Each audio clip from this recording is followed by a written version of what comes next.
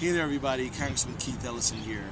And I just want to say that OutFront Minnesota, one of my favorite organizations, I think you guys are outstanding.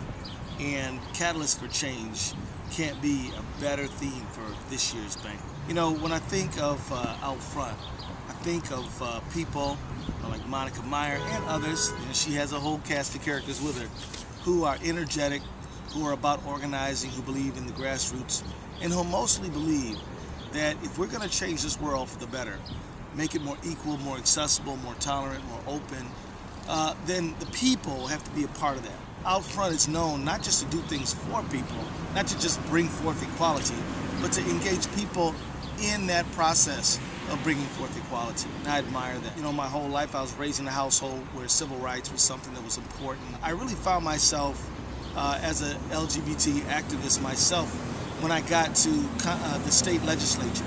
It was when the Speaker of the House at that time, a guy named Steve Sviggum, was trying to pass a law to undermine the benefits, the domestic partner benefits that were negotiated between the state employees, workers union, and the state of Minnesota. They had negotiated domestic partner benefits, and he thought that this should be done away with. He admitted right there in front of everybody that he thought that gay families, lesbian families, headed by lesbians or gays were not moral families. That really struck me because in that same hearing, a man came forward and he very tearfully said that his partner did not have health insurance when the domestic partnership bill was passed. He was joyful because of the ability to get the health care benefits, got those benefits, came to rely on them for he and his family member, and then they were stripped away for no other reason than they were together, and that did not meet the moral requirements of Steve Sviggum. So, I mean, I really felt it that day. It moved beyond an intellectual issue for me on that moment, and ever since that time, I've just felt like I had to be committed to the subject of equality. Right now, you know, we can see the earth shifting beneath our feet. Minnesota has the chance to do something unique, and we could be, and have every opportunity right now to be, the first state to reject these anti-marriage amendments. And at the end of the day, the real question will be, are the people who really believe in equality willing to dig deep and call forth every energy they have to stand for equality? I believe we're up to the fight. My campaign is dedicated to it.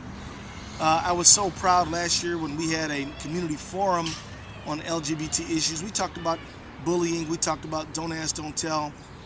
We talked about end up, but we also talked about marriage. I think that Minnesotans of all backgrounds, all stripes, all colors, are beginning to see that the most personal decision any of us will ever make is who we were going to designate as our next of kin, our most loved person, our beloved. And I think that's a decision that everybody ought to be able to make unrestrained by the opinions of anyone else. And if that person happens to be a different color than you, all of us would think it would be crazy to try to interfere with that decision. But what if that person's the same sex or gender as you? I think that's equally outrageous to try to interfere with that decision. Love transcends all, I believe. And I think that Minnesota has a chance to be the first in the nation. And I pray and I work and I will dedicate all my energy to make sure that Minnesota will stand once again for freedom and equality for all people. So good luck at your banquet. I think it's wonderful y'all are getting together. I'm sad I can't be there with you.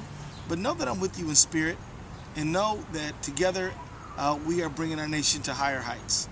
Liberty and justice for all. That's what I believe in. Thank you.